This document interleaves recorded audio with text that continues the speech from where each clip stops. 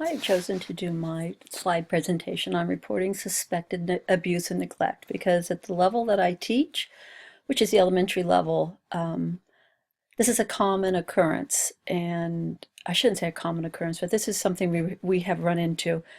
And these poor little children just don't have a voice without us.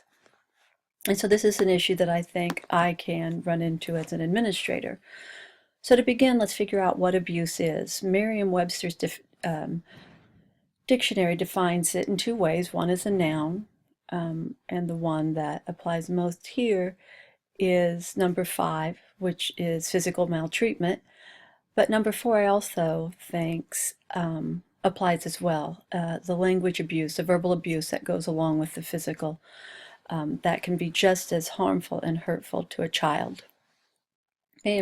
Merriam-Webster also goes on to define it as a verb, and it again shows the improper use, or to use excessively, or to use without medical justification, and that maltreatment that can result in injury or damage, but also to attack in words, which I think is really important. I think teachers have to be careful of that as well. Words can cut just as deep as any wound can.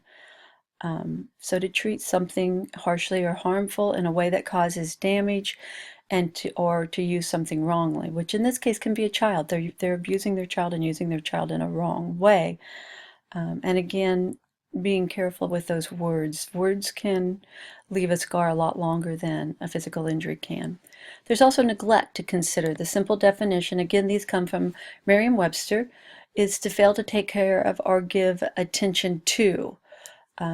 Failing to give attention to a child is just as much a neglect as not feeding them, because you're not bathing them, you're not getting their homework done, you're not getting to know them, you're not taking care of them. And without talking to them and get to know them, you cannot know what's going on in their life, and therefore you cannot take care of a child. So neglect is broad term, but it's just the general lack of attention. Okay, types of abuse. There are several different types of abuse, physical abuse, and most of these definitions come from a guide to reporting abuse and neglect in Kansas, which is cited at the end of this slideshow presentation. If you would like to gain more information, it has a lot of information in it, and these definitions come from there.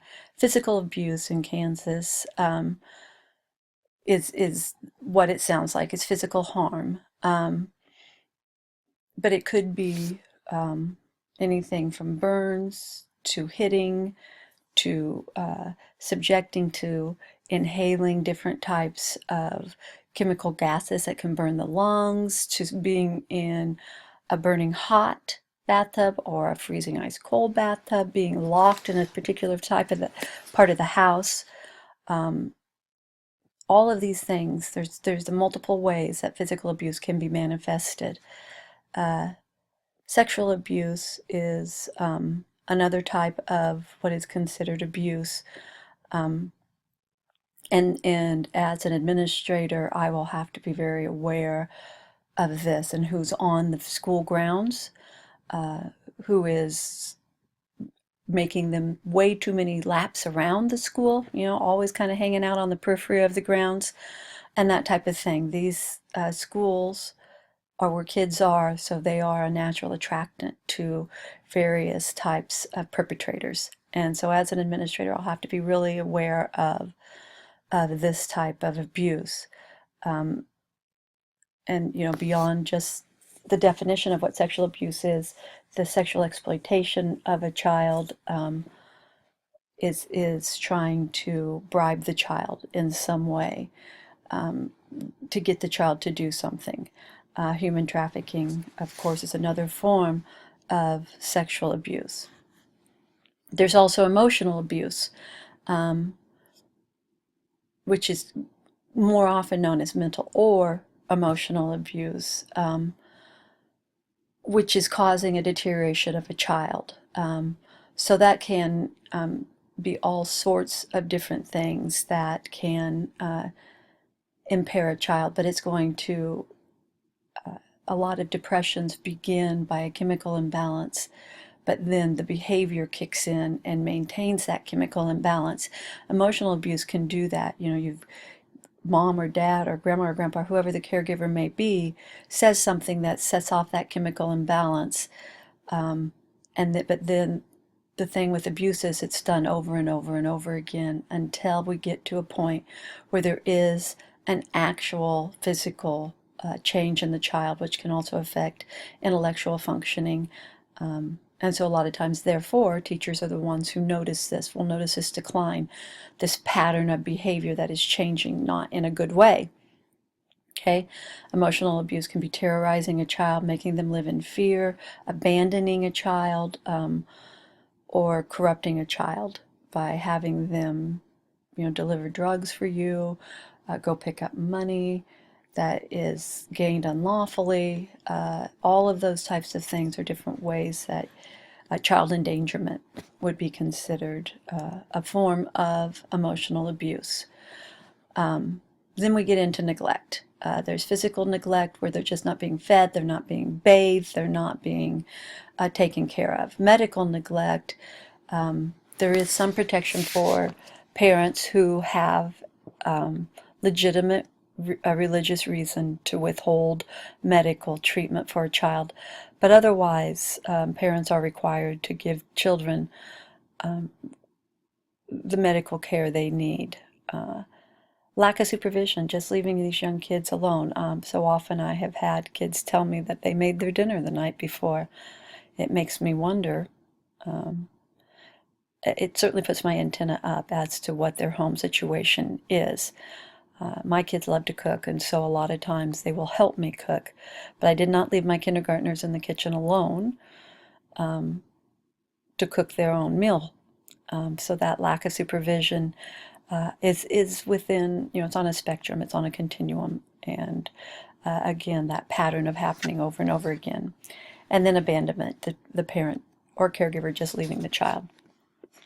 Kansas state requirements. It is a Kansas law for Kansas teachers to report suspected abuse or neglect. They can be given orally to the Secretary of Social and Rehabilitation Services, but most likely, if it's followed up on, the teacher will be required to fill out a written report. And teachers do have immunity.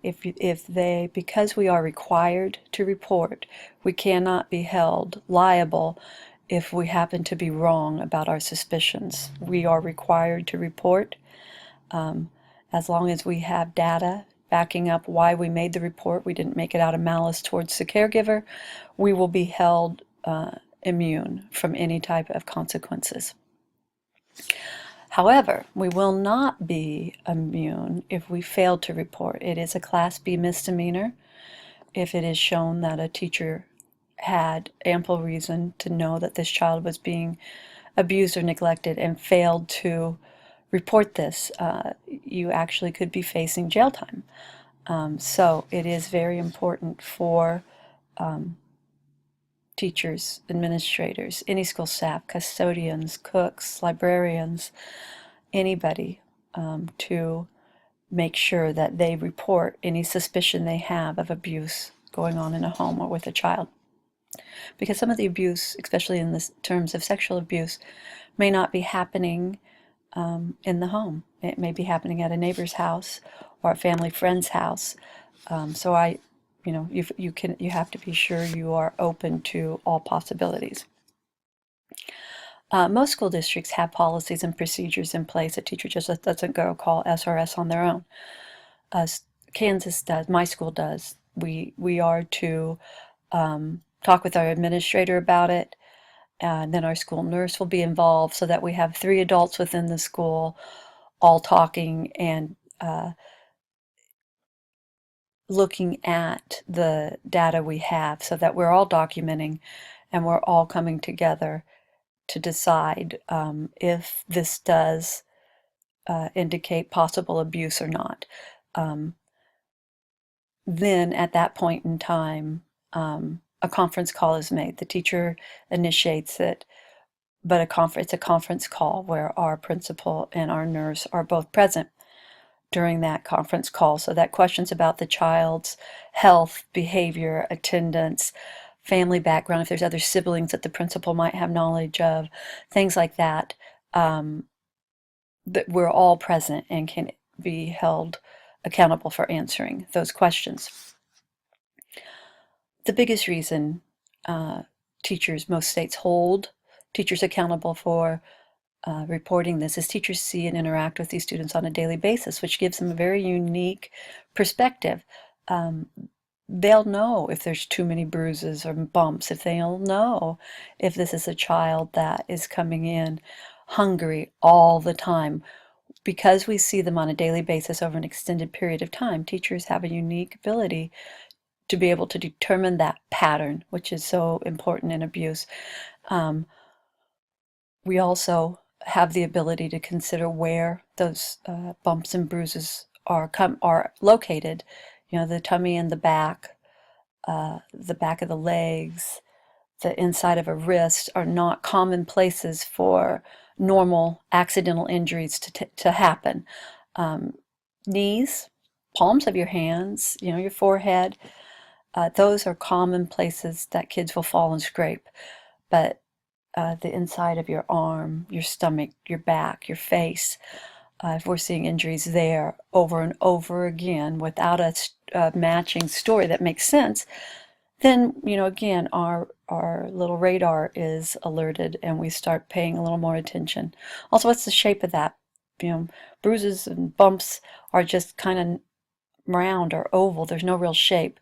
Can I see the shape of a brush? Can I see the shape of a belt buckle? Can I see the shape of a bottom of a shoe or boot? Those would also be indicators that this wasn't an accident. And finally, does the student display behaviors consistent with a child suffering from abuse? Sexually promiscuous behavior can be an indication of sexual abuse. Fear or aggression can be indicators also. One of the things we have to understand is this needs to indicate a change in behavior with these kiddos. But the biggest responsibility comes in because we are their voice. We need to be their advocate, especially at the level I work with, elementary grade kids. They're going to be protective of their parent, and the parent is probably going to be protective of themselves. And denying this, we have to be that child's voice. We have to be the one that is the child advocate and stands up for these children and break that cycle for them. They're just not capable of doing that at these younger ages. So teachers share this huge responsibility to protect those kids in their classrooms. Anyway, thank you. This was, there's my resources, the textbook by Nathan Essex and Kansas Children's Service League and Kansas Department for Children and Families. Those are the resources I used in making this slideshow. Thank you for your time.